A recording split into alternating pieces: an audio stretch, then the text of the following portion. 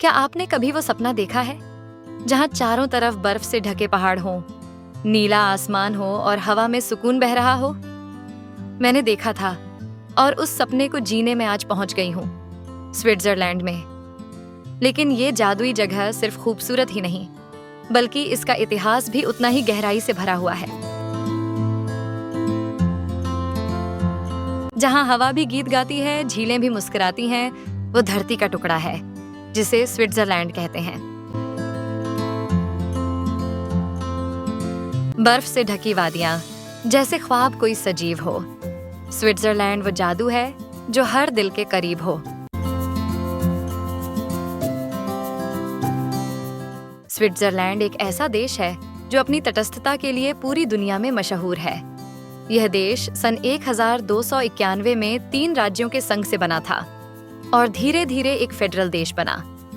सन 1848 में यहाँ आधुनिक संविधान लागू हुआ और तभी से ये एक संघीय गणराज्य है। इस देश की सबसे खास बात है इसकी स्थिरता और शांति। दोनों विश्व युद्धों में भी यह देश तटस्थ रहा। इसी कारण यहाँ आज रेड क्रॉस और कई यूनाइटेड नेशंस संस्थानों के मुख्यालय स्थित हैं। अब बात करें राजधानी की, तो बहुत से लोग सोचते हैं कि शायद ज्यूरिख या जेनेवा राजधानी है, लेकिन असली राजधानी है बर्न, एक शांत, प्यारा और खूबसूरत शहर जो राजनीति और प्रशासन का दिल है। और अब बात करते हैं स्विट्जरलैंड के झंडे की। लाल रंग की पृष्ठभूमि और उस पर बना सफेद प्लस का निशान दुनिया के सबसे पुराने और यूनिक झंडों में से एक है। यह झंडा समानता, सहायता और शांति का प्रतीक है। ये छोटा सा देश आकार में भले छोटा हो, पर इसकी पहचान पूरी दुनिया में बहुत बड़ी है।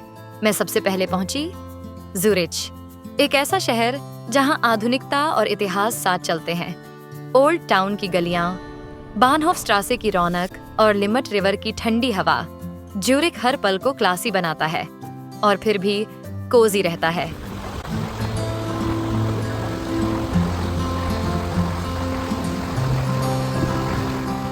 लुसर्न एक शहर नहीं, एक पोस्टकार्ड है।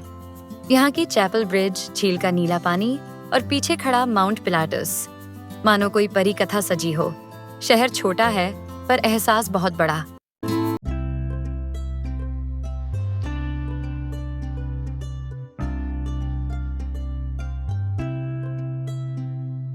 अब बारी थी उस जगह की जिसे देखकर दिल सच में थम सा गया, mount Titlis.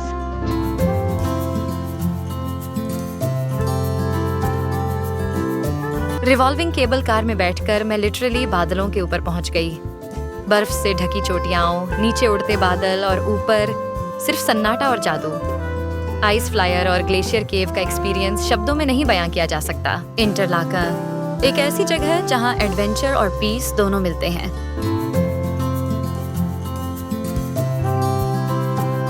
Sky diving, paragliding और साथ में 2 झीलों की नजदीकी। एक तरफ एड्रेनलिन, दूसरी तरफ शांत हवा और एल्पाइन ब्यूटी।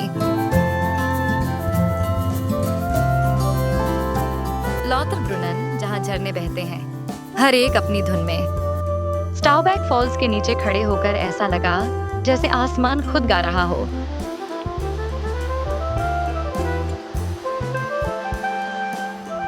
इतनी खूबसूरती शायद सपनों में भी नहीं देखी। अब मैं पहुंच गई थी युंगफ्राउयॉर्क, यानी यूरोप की सबसे ऊंची रेलवे स्टेशन। यहाँ से दिखता अलेच ग्लेशियर और चारों तरफ बर्फ ही बर्फ।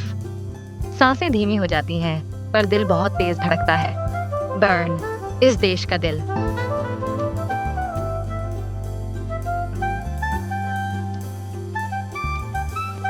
ओल्ड टाउन की सैंडस्टोन इमारतें, क्लॉक टावर की गूंज और आरे नदी की शांति, हर चीज में सादगी है, पर एक शाही अंदाज भी छुपा हुआ है। जिनीवा, जहां दुनिया एक जगह आकर रुक जाती है।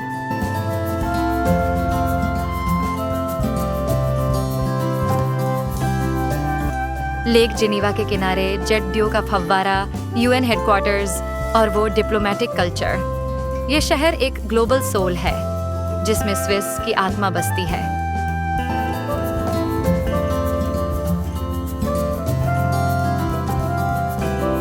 अगर आपको स्विट्जरलैंड सही मायनों में देखना है तो ट्रेन से देखिए। ग्लेशियर एक्सप्रेस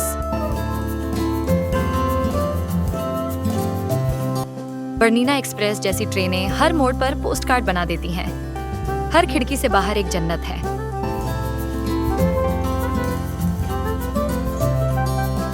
स्विट्जरलैंड सिर्फ पहाड़ और बर्फ नहीं है, यहाँ की संस्कृति, लोग और खान पान उतना ही खूबसूरत है। 4 भाषाएं, 4 सोच, लेकिन एक दिल। चीज फॉन्ड्यू, स्विस चॉकलेट और वो लोकल कैफेज, हर चीज प्यार से भरी। मुझे कुछ अनजानी पर जादुई जगह भी मिली।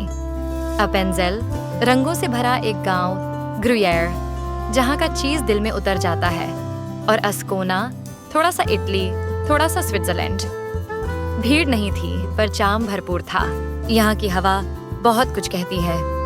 शुद्धता, साफ सफाई और डिसिप्लिन यहाँ की हर गली में महसूस होता है। चलना भी एक हीलिंग एक्सपीरियंस बन जाता है। कुछ जगह बस घूमने के लिए नहीं होती, वो आपकी सोल का हिस्सा बन जाती है। स्विट्जरलैंड मेरे लिए वैसी ही एक जगह बन गया।